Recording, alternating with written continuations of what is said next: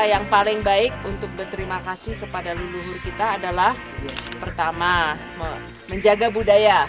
Penting sekali untuk terus belajar menari, mengembangkan tarian, dan melestarikan apa yang sudah menjadi warisan budaya kita. Karena Indonesia termasuk Desa Melo ini, kita itu luar biasa kekayaannya. Kekayaannya budaya tidak bisa dicuri orang, tapi bisa hilang kalau kita tidak jaga, ya anak-anak. Jadi yang ini penting sekali anak-anak. Yang meneruskan ini sebetulnya anak-anak. Jadi ibu hanya berpesan supaya rajin-rajin belajar menari, rajin-rajin mempertahankan kelestarian budaya, dan rajin-rajin mendengarkan sekolah ya, rajin sekolah dan rajin mendengarkan cerita dari bapak-bapak dan ibu-ibu, mama-mama dan bapak-bapak dan saudara-saudara yang mengerti cerita, ya, cerita mengenai budaya kita. Karena nanti adik-adik yang harus bisa bercerita, ya, kepada anak-anaknya lagi. Di luar itu tentunya bagaimana kita berterima kasih kepada leluhur, menjaga lingkungan. Benar, ya, menjaga lingkungan supaya bersih, supaya pohon-pohon jangan ditebang karena ini adalah alam kita yang bersahabat dengan kita, dan bagian dari apa yang bisa kita peroleh dari alam. Kita bersatu dengan alam, karena alam yang kalau alam bersahabat dengan kita juga akan memperoleh pendapatan dari nafkah, ya, dari alam.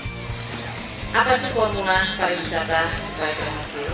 Sebetulnya di dunia pariwisata mudah saja, ada yang disebut sebagai sabta pesona.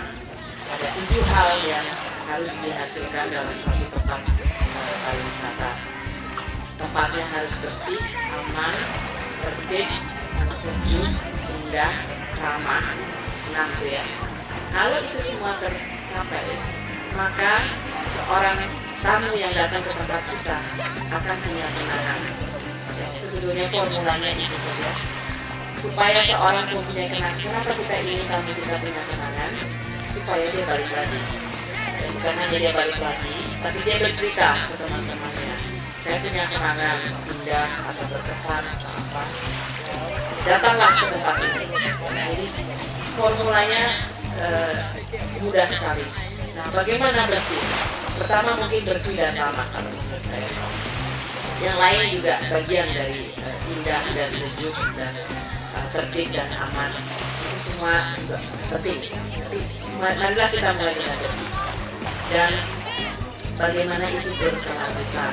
Tidak hanya bersih-bersih saat Ibu Menteri mau datang.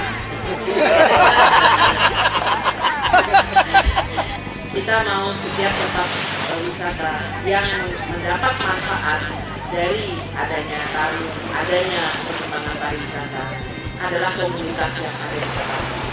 Itu satu-satunya cara bagaimana pariwisata itu bisa berkelanjutan.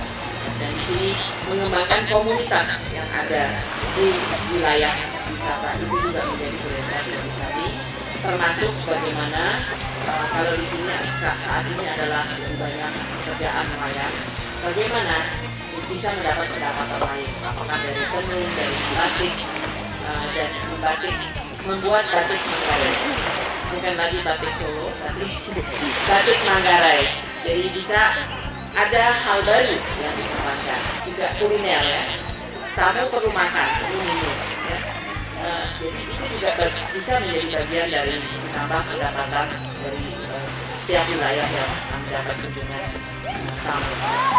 Di luar itu tari-tarian, karena setiap tamu juga ingin menyaksikan, melihat budaya lokal, maupun kita tidak harus membatasi kepada lokal seperti band Paradise.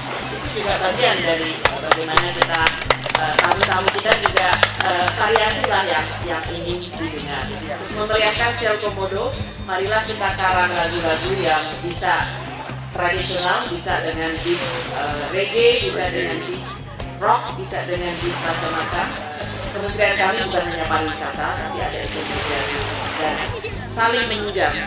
Kalau tarian, kalau batik berkembang, kalau tenun berkembang, ada musik, ada makanan, itu akan menarik dan membuat tempat wisata menjadi lebih baik. Jadi itu kayak mengapa kementerian itu dibentuk seperti itu.